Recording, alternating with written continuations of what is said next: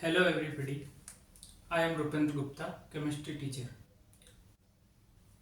Today study haloalkane preparation. Okay. Different method, three or two method haloalkane preparation.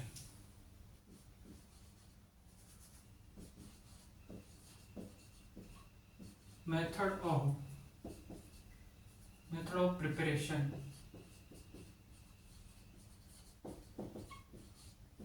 of haloalkane.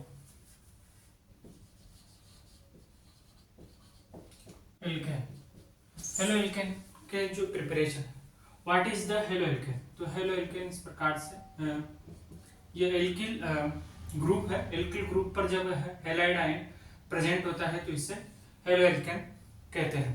Okay, haloalkane कहते हैं। और हम इसमें first method देख रहे हैं। हम हेलोएल्केन का फर्स्ट मेथड है कि किस प्रकार से हेलोएल्केन का प्रिपरेशन की जाती है। फर्स्ट मेथड है कि एल्कोहल से विद रीअरेंजमेंट के थ्रू। ओके, तो ये होता है कि from alcohol with rearrangement.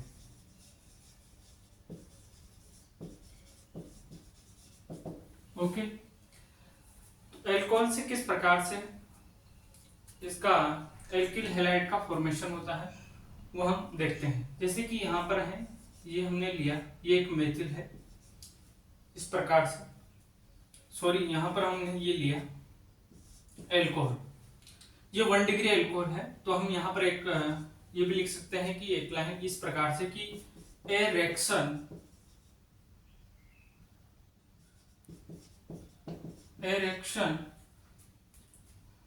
With HI, ये एक एसिड होता है, हेलोजन एसिड होते हैं, मतलब ये HI वाले। एंड प्लस इसी में हमने लिया ये जिंक क्लोराइड, ये हमने कैटलिस्ट लिया है, zinc chloride catalyst list using 1 degree alcohol.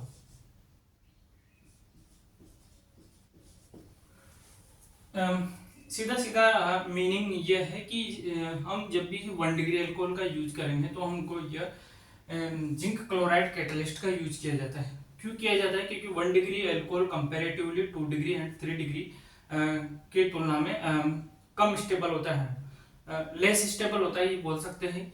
Because क्योंकि 2 डिग्री एंड 3 डिग्री कार्बोकेटाइन अधिक मोर स्टेबल, जबकि 1 degree carbocation is the comparatively less stable, इसलिए इसमें कैटलिस्ट का यूज किया जाता है 1 डिग्री के लिए।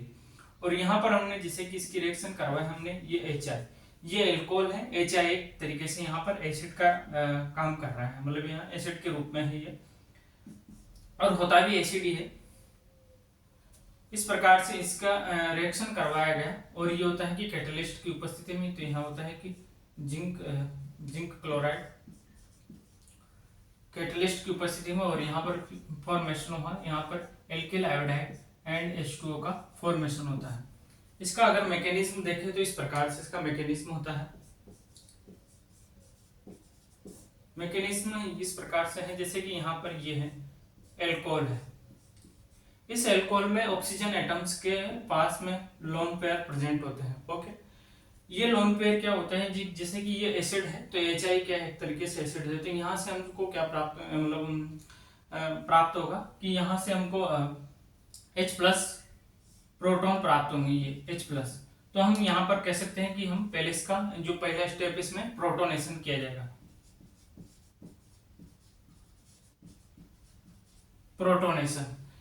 तो यहाँ पर जैसे कि अभी इसमें ये लोन पेयर है ऑक्सीजन पर, तो ये इसके जो नेगेटिव चार्ज है, इसमें ये नेगेटिव चार्ज को ही रिप्रेजेंट करते हैं। तो यहाँ से ये पॉजिटिव चार्ज इधर आ जाएगा, और इस प्रकार से यहाँ पर ये ऑक्सीजन पर पॉजिटिव चार्ज का फॉर्मेशन हो जाएगा।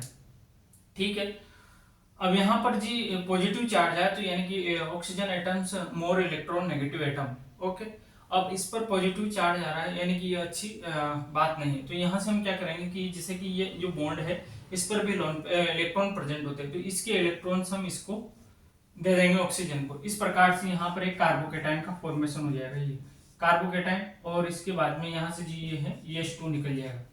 ये बनने वाला जो कार्बोकेटाइन, अभी तो हमने क्या है 1 डिग्री एल्किल लिया है, अभी यहाँ पर हम 2 डिग्री या 3 डिग्री किसी भी प्रकार से ब्यूटेन, आइसोब्यूटेन कुछ भी ले सकते थे।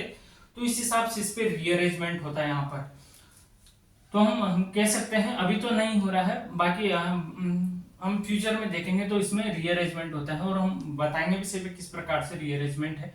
तो यहाँ पर जैसे कि हम लिख सकते हैं कि रीअरेंजमेंट इफ पॉसिबल, यदि रीअरेंजमेंट पॉसिबल है तो हम उसका रीअरेंजमेंट कर देंगे, और यहाँ पर फिर ये क्लोराइड आयन आ जाएगा। इस प्रकार से यहाँ पर एक क्लोराइड आयन आके यहाँ पर एल्किल हैलाइड का फॉर्मेशन हो जाता है। तो इस प्रकार से हमने एल्कोहल से इसका एल्किल हैलाइड का फॉर्मेशन किया। अब हम बात कर रहे थे कि रीअरेंजमेंट की, तो हम कुछ रीअरेंजमेंट देख लेते हैं कि क्या है, रीअरेंजमेंट का भी बात कर लेते हैं, रीअरेंजमेंट के बारे में कि हम रीअरेंजमेंट करते ही क्यों है, उसके बारे में भी हम बात करते हैं कि हमें रीअरेंजमेंट की आवश्यकता क्यों है। तो हम कह सकते हैं कि हम जब भी रीअरेंजमेंट करते हैं तो कुछ ना कुछ उसका पर्पज होता है। ओके, तो हम बात करते हैं कि यहाँ पर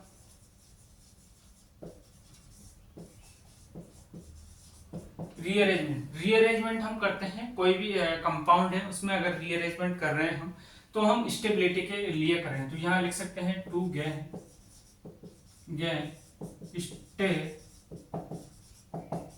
स्टेबिलिटी। ओके, अब हम एक बार देखते हैं कि इसमें पहला ही अगर रीअरेंजमेंट देखा जाए तो हम हाइड्राइड शिफ्ट रीअरेंजमेंट देखते हैं।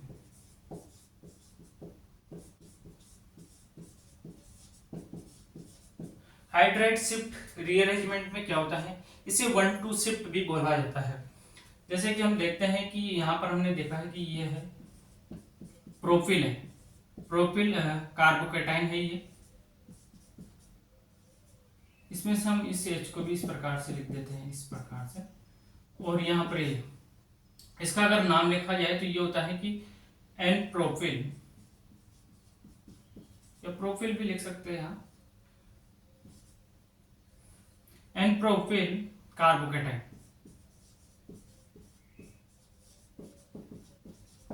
N propyl carbocation.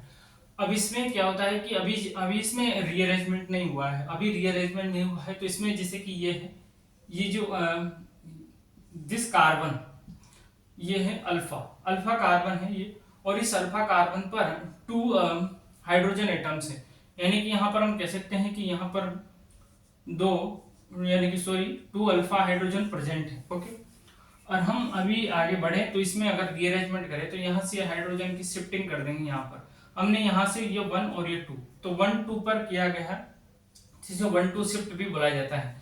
तो यहाँ से हमने इस पर शिफ्ट कर दिया, तो इस प्रकार से जो बनेगा वो इस प्रकार से दिखेगा। ठीक, अब यहाँ पर ये भी अल्फा है, ये भी अल्फा है, तो यहाँ पर 6 अल्फा हाइड्रोजन प्रेजेंट है, 6 अल्फा हाइड्रोजन। तो जितने मोर हाइड्रोजन प्रेजेंट, जितने अधिक हाइड्रोजन प्रेजेंट होते हैं उसकी स्टेबिलिटी उतनी ही अधिक होती है। ओके, जिसकी मोर स्टेबिलिटी, ये मोर स्टेबल है कंपैरेटिवली। इसी प्रकार से हम बात करते हैं, जैसे कि सेकंड है हमारा कि जैसे कि हाइड्राइड शिफ्ट हुआ, इसी प्रकार से एक मेथिल शिफ्ट भी होता है, methyl shift.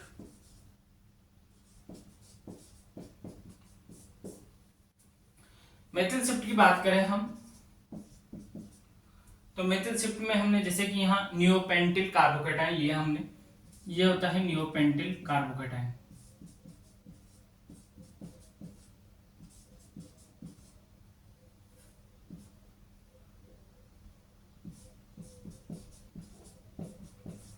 One two three four five, ये होता है कि इसे कहा जाता है नियोपेंटिल कार्बोकेटाइन। अब इस नियोपेंटिल कार्बोकेटाइन में अभी देखा जाए तो यहाँ पर ये अल्फा है और इस पर कोई हाइड्रोजन प्रेजेंट नहीं, तो यहाँ पर हम कह सकते हैं कि यहाँ पर जीरो अल्फा हाइड्रोजन है।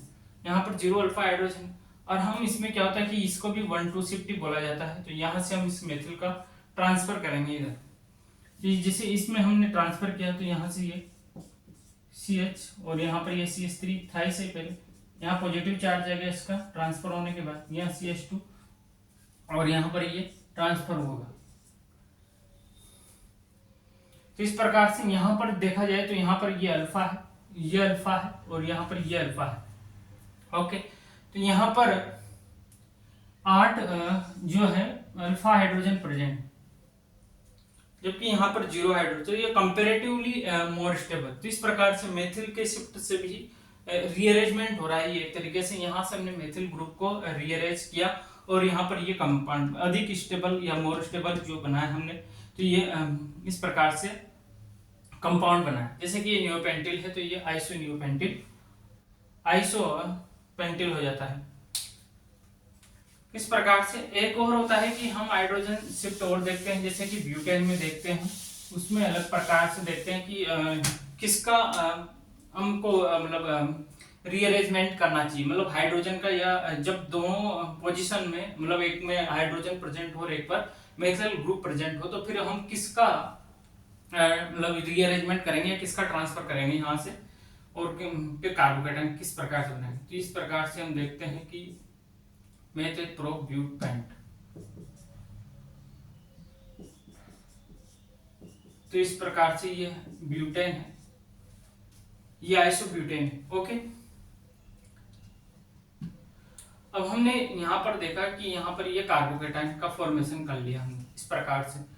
अब हम यहाँ से क्या होगा कि हाइड्रोजन को ऐसे ट्रांसफर करते हैं। अभी प्रेजेंट टाइम पर हम देखा जाए तो यहाँ से हम ये अल्फा है और इस अल्फा पर ओनली वन हमको क्या मिल रहा है, 1 हाइड्रोजन प्रेजेंट है। यहाँ पर क्या है, ओनली 1 हाइड्रोजन प्रेजेंट है। तो हम इसको रिमूव, इस हाइड्रोजन को हमने रिमूव किया है यहाँ से। तो इस प्रकार से यहाँ पर जो बनता है, इस पर पॉजिटिव चार्ज और यहाँ पर ये CH3 और यहाँ पर भी ये CH3 का फॉर्मेशन होता है। तो यहाँ पर देखा जाए तो ये भी अल्फा है, ये भी अल्फा है और ये भी अल्फा है। तो यहाँ पर 9 अल्फा हाइड्रोजन प्रेजेंट है, यहाँ पर 9 अल्फा हाइड्रोजन प्रेजेंट है, जबकि यहाँ पर कंपैरेटिवली 1 ही है। तो ये तो मोर स्टेबल कंपाउंड है। अब हमने पहले इसको हाइड्रोजन को रिमूव किया था, अब हम कह रहे हैं कि हम इसका इस प्रकार से करते हैं, जैसे कि ये है और यहाँ पर यह हाइड्रोजन था और यहाँ पर ये CH3, यहाँ पर CH2 और ये पॉजिटिव चार्ज था। ओके, और यहाँ पर ये CH3 लेते हैं। अब हम मेथिल ग्रुप को इसका ट्रांसफर कर रहे हैं, मेथिल ग्रुप का, इस प्रकार से कार्बोकेटाइन बनाने के लिए। तो यहाँ से हमने किया तो यहाँ CH3, यहाँ पॉजिटिव चार्ज आएगा, यहाँ पर 1 हाइड्रोजन ही है और अभी यहाँ पर ये CH2 और यहाँ पर ये CH3, इस प्रकार से। तो यहाँ पर देखा जाए तो यहाँ पर तो 1 हाइड्रोजन ही है, अभी 1 अल्फा हाइड्रोजन, जबकि यहाँ पर देखा जाए तो यहाँ पर ये है कि 3 है, 4, 6 अल्फा हाइड्रोजन प्रेजेंट है यहाँ पर, ठीक है, और यहाँ पर 1 है। तो ये कंपेरेटिवली अधिक स्टेबल है। पर हम बात कर रहे हैं इन दोनों की कि हमने हाइड्रोजन का ट्रांसफर किया तब तो 9 अल्फा हाइड्रोजन प्रेजेंट हुए, मतलब प्राप्त हुए हमको, और यहाँ पर 6 हुआ। तो कंपेरेटिवली ये अधिक स्टेबल है, अतः हम कह सकते हैं कि हमें हाइड्रोजन का ट्रांसफर करना चाहिए। तो इस प्रकार से ये रीअरेंजमेंट था। हम रिंग के बारे में भी रीअरेंजमेंट की बात करते हैं कि रिंग के द्वारा भी हम रीअरेंजमेंट कर सकते हैं। रिंग में किस प्रकार से हम रीअरेंजमेंट करेंगे वो भी हम देख लेते हैं। जैसे कि रिंग है, ये जैसे कि इसमें पहली हम रिंग बात करें तो ये है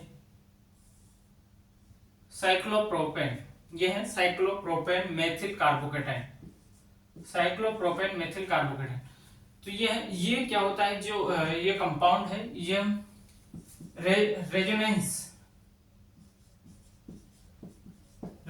के कारण ये क्या होता है, स्टेबल होता है, स्टेबल होता है। इस कारण से इसमें कोई रीअरेंजमेंट नहीं होता है। जबकि हम सेकेंड स्ट्रक्चर देखें तो ये होता है कि साइक्लोब्यूटेन मेथिल कार्बोकेटाइन है, ये साइक्लोब्यूटेन मेथिल कार्बोकेटाइन। अब इसमें हम रीअरेंजमेंट करवाएंगे तो इसमें क्या होता है, यहाँ पर जो हेडिंग थी कि रिंग एक्सपांशन, यहाँ पर है कि रिंग, मतलब ये रीअरेंजमेंट में ही है ये टॉपिक।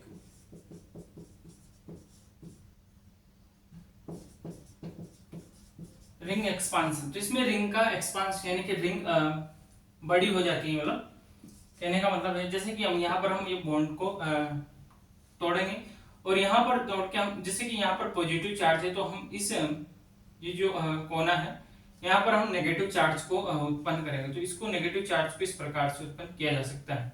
ओके, यहाँ नेगेटिव आ जाएगा और यहाँ पॉजिटिव, तो इनको आपस में हम जोड़ देंगे, तो इस प्रकार से ये जुड़ जाता है, ये जुड़ गया। इस प्रकार से जुड़ने से अब यहाँ के इलेक्ट्रॉन चले गए तो यहाँ पर क्या हो जाएगा, पॉजिटिव चार्ज है। अब देखा जाए तो हम ये जो स्ट्रक्चर है ये तो हम 4th कार्बन की थी, मतलब साइक्लोब्यूटेन थे और बाहर था मतलब मेथिल समूह। अब इसमें देखा जाए तो ये 5 मेंबर की रिंग हो चुकी है, तो इस प्रकार से इस रिंग को इस प्रकार से लिखा जा सकता है। तो ये एक प्रकार से इसमें रिंग एक्सपांशन हो चुका है। इसी प्रकार से ये है 5 कार्बन की जो रिंग होती है, cyclopentane methyl carbocation, methyl carbocation है, तो इसमें भी हम बात करें तो यहाँ से वे रिंग एक्सपांशन किया जाता है और यहाँ पर वही नेगेटिव चार्ज उत्पन्न, यहाँ का नेगेटिव और यहाँ का पॉजिटिव आपस में जुड़ जाता है, तो इस प्रकार से ये रिंग का फॉर्मेशन हो जाता है। यहाँ से जब वो रिंग टूटी गई तो यहाँ पर पॉजिटिव चार्ज आ जाता है और जो बनने वाली रिंग है वो साइक्लोहेक्सेन कार्बोकेटाइन का फॉर्मेशन होता है इस प्रकार से। एक है हमारे पास रिंग है साइक्लोहेक्सेन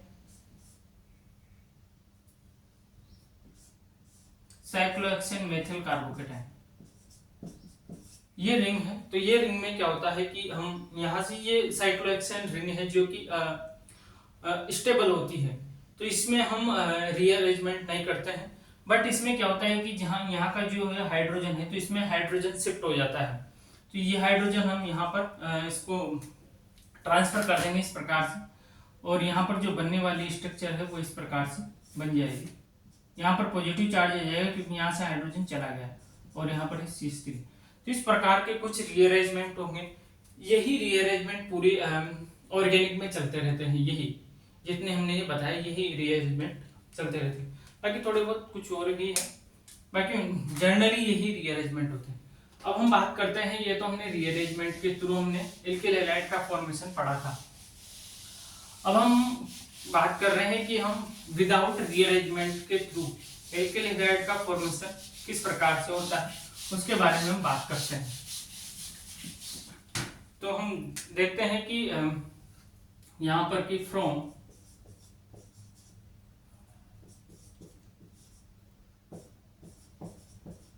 alcohol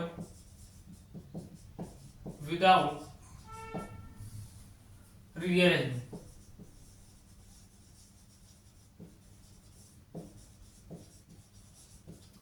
ओके। तो एक फर्स्ट रिएक्शन ही है इसमें कि उसका नाम है डार्जन रिएक्शन। डार्जन रिएक्शन, ये जो रिएक्शन है ये इस प्रकार की रिएक्शन है, जैसे कि यहाँ पर हमने ये एल्कोहल ले लिया, इस एल्कोहल की अभिक्रिया हमको कराई जाती है कि हम थायोनिल क्लोराइड, ये थायोनिल क्लोराइड इस प्रकार का होता है, ये थायोनिल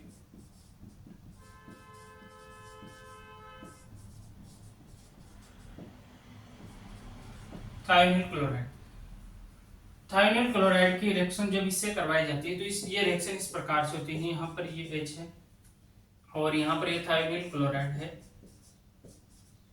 तो ये इस प्रकार से यहाँ पर एल्किल हैलाइड का फॉर्मेशन होता है। प्लस में यहाँ पर ये होता है कि SO2 गैस होती है और इसमें ये HCl ये भी गैस होती है, ये दोनों गैसें आपस में उड़ जाती है, तो यहाँ पर प्योर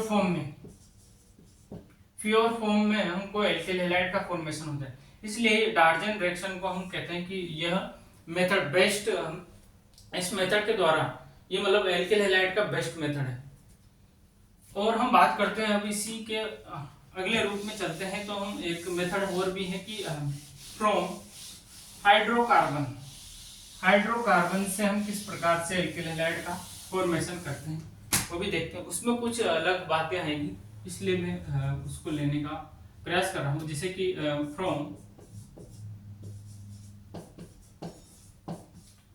हाइड्रोकार्बन।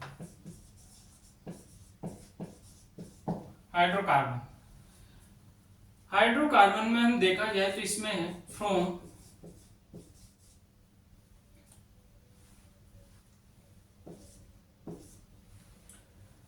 हाइड्रोकार्बन में इसमें देखा जाए तो फ्रॉम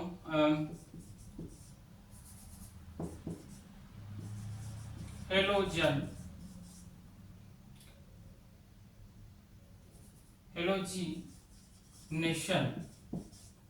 हेलोजिनेशन ऑफ एल्केन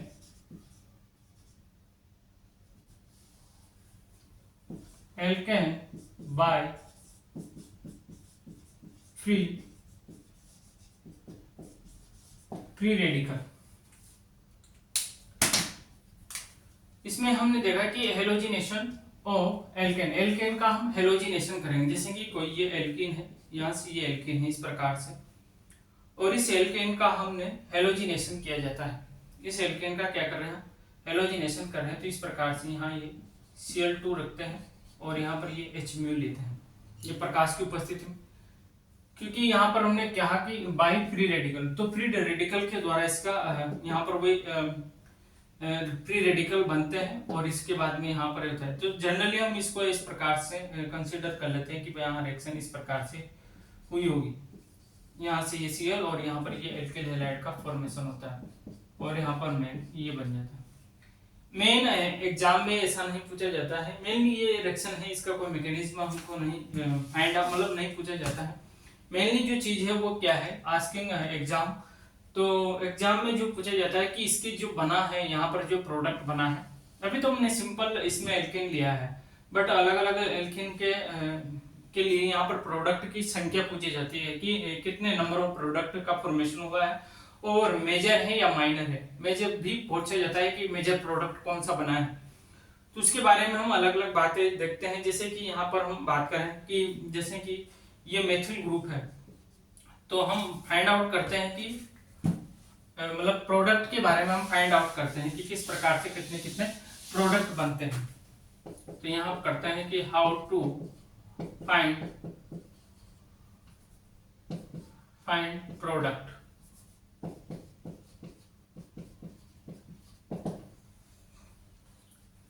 कितने प्रोडक्ट बनेंगे या प्रोडक्ट कैसे बनेंगे, फाइंड टू यहाँ कह सकते हैं कि how to find number of product, कैसे बोलो नंबर ऑफ प्रोडक्ट,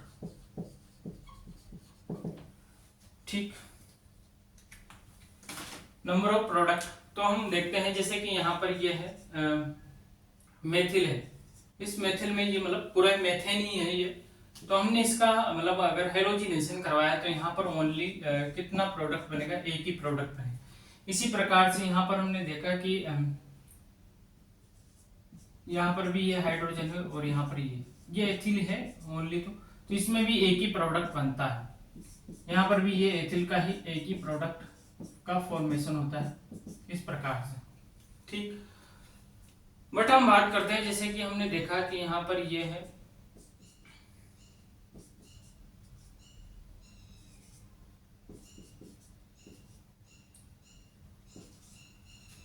ये एन प्रोपिल है, एन प्रोपेन है, सॉरी एन प्रोपेन, तो इस एन प्रोपेन में कितने प्रोडक्ट बने, तो इस एन प्रोपेन में हम देखेंगे कि इसमें 2 प्रोडक्ट बनते हैं। एक तो ये प्रोडक्ट बन जाएगा, एक इसमें आइसो वाला प्रोडक्ट भी बन जाता है।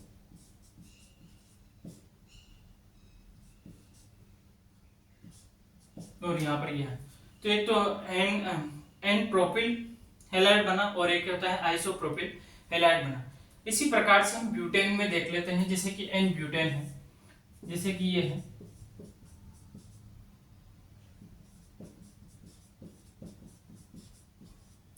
ये एन ब्यूटेन है, तो एन ब्यूटेन में कितने प्रोडक्ट बन सकते हैं, तो एन ब्यूटेन में हम देखा जाए तो यहाँ पर एन ब्यूटेन में कितने प्रोडक्ट बन सकते हैं, तो एन ब्यूटेन में हम देखते हैं कि यहाँ ये है,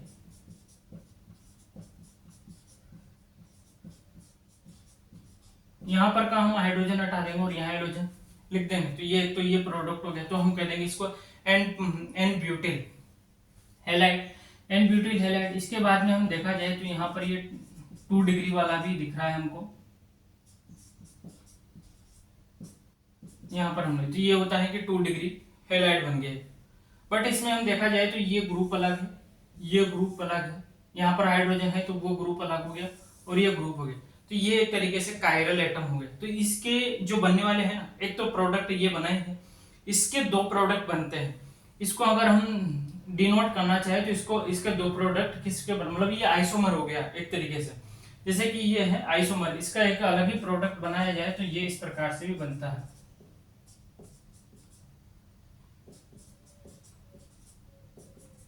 ये कर दिया जाए तो यहाँ पर ये सॉरी हैलोजन, तो ये प्रोडक्ट ही बनेगा। तो यानी कि टोटल इसमें प्रोडक्ट बनेंगे वो 3 प्रोडक्ट का फॉर्मेशन होगा,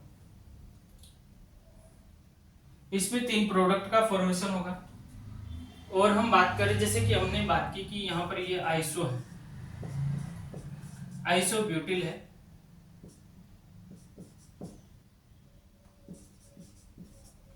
ये आइसो ब्यूटिल है। अब इसका हम हेलोजिनेशन किया जाए तो कितने प्रोडक्ट बनेंगे, तो इसमें 2 ही प्रोडक्ट बनते हैं।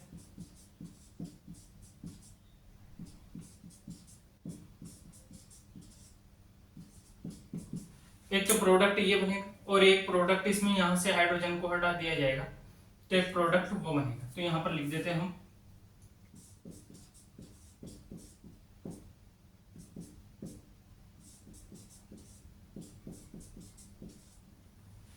ये 3 डिग्री वाला है, क्योंकि इसमें ये कायरल नहीं है, क्योंकि तीनों एटम ही सेम होंगे, इसलिए ये इसमें 2 ही प्रोडक्ट बनेंगे, जबकि यहाँ पर 3 प्रोडक्ट पूछे। तो एग्जाम में ये पूछा जाता है कि यहाँ पर जो बना है ये कंपाउंड, जिसे कि उस रिएक्शन में बनाता है कि ये एल्किल हैलाइड है, तो ये एल्किल हैलाइड कितने बनते हैं, कितने प्रोडक्ट बनते हैं, वो होता है। अब हम बात कर लेते हैं कि मेजर और माइनर के बारे में बात करते हैं। इसमें अभी और भी है, जैसे कि पेंटेन है, तो पेंटेन में कितने प्रोडक्ट बनते हैं, आइसोपेंटेन में कितने प्रोडक्ट बनते हैं, पर वो अभी नहीं देख सकते हैं। जैसे कि हम बात करें कि पेंटेन में कितने बनते हैं, तो शायद 4 प्रोडक्ट बनते हैं, और आइसोपेंटेन की बात करें तो उसमें 6 प्रोडक्ट बनते हैं, ऐसा है। पर हम बात करेंगे अभी कि हाउ टू फाइंड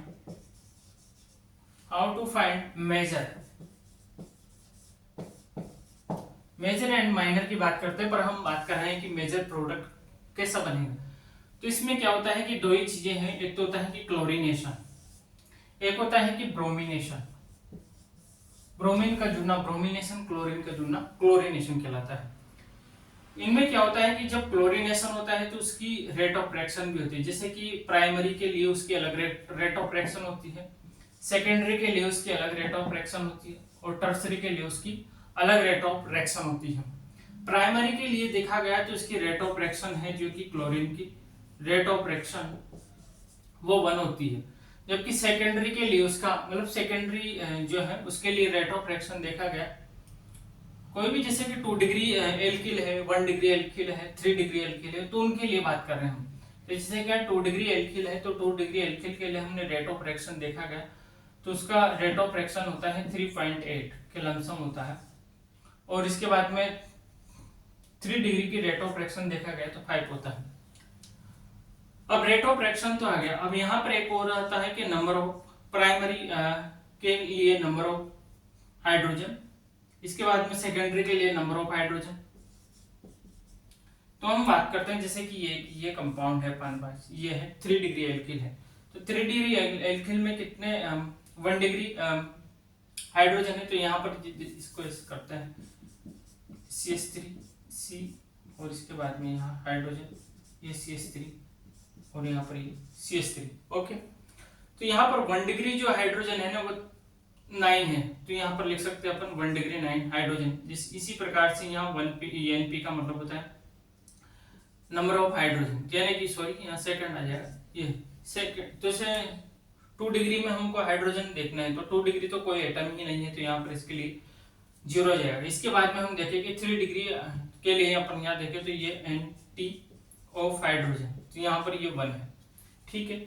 अब इसका अपन ने अगर हेलोजिनेशन करवाया तो जो बनने वाला जो कंपाउंड है वो कौन सा बनेगा, तो हम बात करते हैं कि यहाँ पर rate of rate of reaction multiply hydrogen, इसके ही आधार पर हम क्या होता है रेट ऑफ रिएक्शन का मतलब बनने वाले प्रोडक्ट का जो मेजर और माइनर है उसका आइडेंटिफाई करते हैं कि कौन सा प्रोडक्ट बनेगा। इन दोनों का मल्टीप्लाई किया गया तो जैसे कि रेट ऑफ रिएक्शन तो है 1 और इसका मल्टीप्लाई किया गया हाइड्रोजन, तो हाइड्रोजन है 9, तो मैक्सिमम ये है। तो हम देखेंगे कि मैक्सिमम यही है। हम किसी का भी अगर मल्टीप्लाई करेंगे तो वो 9 से अधिक नहीं है, तो हम कह सकते हैं कि क्लोरीनेशन में हमें जो प्रोडक्ट प्राप्त होगा वो हमेशा 1 डिग्री प्रोडक्ट ही हमको फाइंड आउट होगा। तो हम कह सकते हैं कि यहाँ H2 और इसके बाद में ये C और यहाँ पर ये CH3 और ये CH3 और यहाँ पर हमने ये हेलोजन जोड़ दिया या क्लोरीन जोड़ देते हैं, यहाँ पर हमने क्लोरीन लिया है तो क्लोरीन। तो इस प्रकार से इन पर जो बना क्लोरीनेशन के कारण जो प्रोडक्ट बनेगा वो हमेशा 1 डिग्री प्रोडक्ट ही फाइंड आउट होगा। जबकि हम ब्रोमिनेशन में देखें तो यहाँ पर रेट ऑफ रिएक्शन ये प्राइमरी के लिए and rate of reaction secondary और रेट ऑफ रिएक्शन हम देखें तो ये टर्सरी के लिए। प्राइमरी के लिए तो यहाँ पर भी 1 होता है, जबकि सेकेंडरी के लिए देखा जाए तो यहाँ 82 होता है और इसके वाले भी ये देखा जाए तो 1600 होता है रेट ऑफ रिएक्शन। तो इसमें अगर देखा जाए तो इसमें हमेशा जो प्रोडक्ट बनेगा, अगर इसमें हम हाइड्रोजन की बात करें तो हाइड्रोजन तो वही है सब जगह, यहाँ पर भी 9 थे 0 है और ये 1 है, यहाँ पर भी वही कंडीशन है। बट इसमें देखा जाए कि रेट ऑफ रिएक्शन इसकी बहुत ज्यादा है, मतलब 1600 है। तो ब्रोमिनेशन में ये और ये जो निकाले गए हैं रेट ऑफ रिएक्शन ये एक एक्सपेरिमेंटल वैल्यू है जो कि फाइंड आउट की गई है, तो हम उसका ही यूज कर रहे हैं डायरेक्टली। और यहाँ पर देखा जाए तो यहाँ पर हमने क्लोरीनेशन करवाया, इसको सॉरी ब्रोमिनेशन करवाया HMU की प्रेजेंस में, तो यहाँ पर हमेशा हमको फाइंड आउट होगा 3 डिग्री प्रोडक्ट। ओके, तो इस प्रकार से ब्रोमिनेशन में तो हमको 3 डिग्री प्रोडक्ट फाइंड आउट होगा, जबकि क्लोरीनेशन में हमको 1 डिग्री प्रोडक्ट फाइंड आउट होगा।